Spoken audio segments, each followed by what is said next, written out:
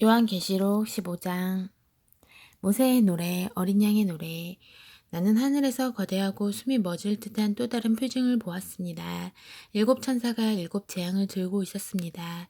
그 재앙은 마지막 재앙으로서 하나님의 진노의 결말입니다.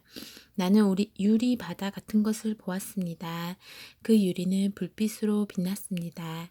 그 짐승과 그 형상과 그 이름의 숫자를 이겨낸 구원받은 사람들이 그 유리 바다 위에 하나님의 하프를 들고 있었습니다. 그들은 하나님의 종 모세의 노래를 불렀습니다. 그들은 어린 양의 노래를 불렀습니다. 오 주권자이신 하나님, 주께서 하신 일이 크고 놀랍습니다. 모든 민족의 왕이시여, 주님의 길은 의롭고 참되십니다. 하나님, 누가 주님을 두려워하지 않을 수 있습니까? 누가 주님의 이름에 영광을 돌리지 않을 수 있습니까? 주님 오직 주님만 홀로 거룩하시니 모든 민족이 와서 주님께 경배합니다. 그들이 주님의 심판이 옳음을 알기 때문입니다.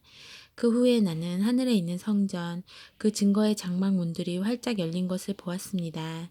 일곱 천사가 일곱 재앙을 들고 그 성전에서 나왔습니다.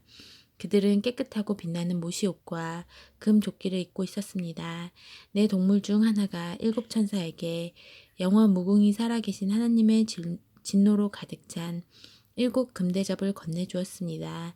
하나님의 영광과 권능에서 나오는 연기가 그 성전 바깥으로 쏟아져 나왔습니다.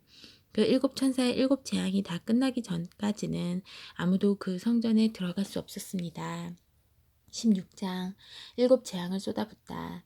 나는 일곱 천사를 향해 성전에서 외치는 큰 명령 소리를 들었습니다. 시작하여라. 땅에 하나님의 진노의 일곱 대접을 쏟아부어라. 첫 번째 천사가 나와서 땅에 그 대접을 부었습니다. 그러자 그 짐승의 표를 받고 그 형상에게 예배한 모든 자들에게 끔찍하고 독한 종기가 생겨났습니다. 두 번째 천사가 바다에 그 대접을 부었습니다. 그러자 바다가 응고되어 피가 되었고 그 안에 있는 것은 다 죽었습니다. 세 번째 천사가 강과 샘물에 그 대접을 부었습니다. 그러자 물이 피로 변했습니다. 나는 물의 천사가 말하는 소리를 들었습니다. 지금도 계시고 전에도 계셨던 거룩하신 분, 주님은 의로우시고 주님의 심판도 의로우십니다. 그들이 성도와 예언자들의 피를 흘리게 하였으므로 주님께서 그들에게 피를 주어 마시게 하였습니다. 그들이 마땅히 받아야 할 것을 받았습니다. 바로 그때 나는 제단이 찬성하는 소리를 들었습니다. 그렇습니다. 오 주권자이신 하나님, 주의 심판은 참되고 정의로우십니다. 네 번째 천사가 태양에 그 대접을 부었습니다. 그러자 태양에서 불이 뿜어져 나와 사람들을 그슬렸습니다. 불에 살갗이 그슬린 그들은 이 재앙 뒤에 계신 하나님의 이름을 저주했습니다. 그들은 회개하기를 거부했고 하나님 높이기를 거부했습니다. 다섯 번째 천사가 그 짐승의 보좌에 그 대접을 부었습니다. 그러자 순식간에 짐승의 나라 전체가 암흑천지가 되었습니다. 고통 때문에 실성한 자들은 자기 혀를 깨물었고 자기들의 고통과 종기를 두고서 하늘의 하나님을 저주했으며 회개하고 자기 삶을 바꾸기를 거부했습니다. 여섯 번째 천사가 큰 강 유프라테스에 그 대접을 부었습니다. 그러자 강물이 바다까지 말라버렸습니다. 그 마른 강바닥은 동방에서 오는 왕들을 위한 좋은 도로가 되었습니다. 나는 용과 짐승과 거짓 예언자의 입에서 더러운 악령 셋이 구물구물 기어 나오는 것을 보았습니다. 그 생김새가 개구리 같았습니다. 그것들은 표징을 행하는 귀신의 영으로서 온 세계 왕들을 찾아가 주권자 하나님의 큰 날에 있을 전쟁을 위해 그들을 불러 모았습니다. 조심하여라. 나는 예고 없이 도둑처럼 온다. 깨어 옷을 갖춰 입고 나를 맞을 준비된 사람은 복되다. 그러나 그렇지 못한 사람은 벌거벗은 채로 거리를 이리저리 뛰어다니며 큰 수치를 당할 것이다. 그 개구리 귀신들은 히브리 말로 아마겟돈이라는 곳의 왕들을 다 불러 모았습니다. 일곱 번째 천사가 공중에 그 대접을 부었습니다.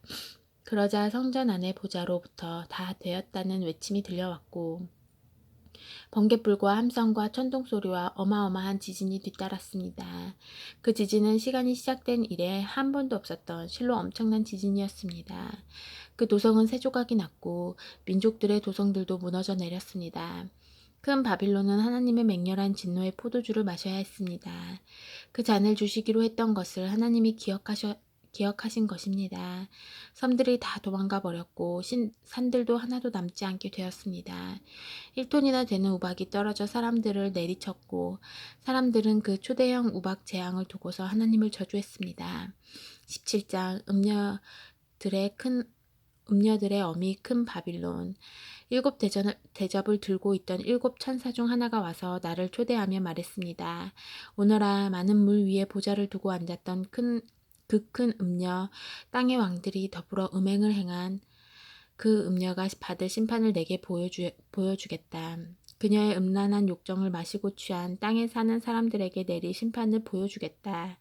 그 천사는 성령 안에서 나를 광야로 데려갔습니다.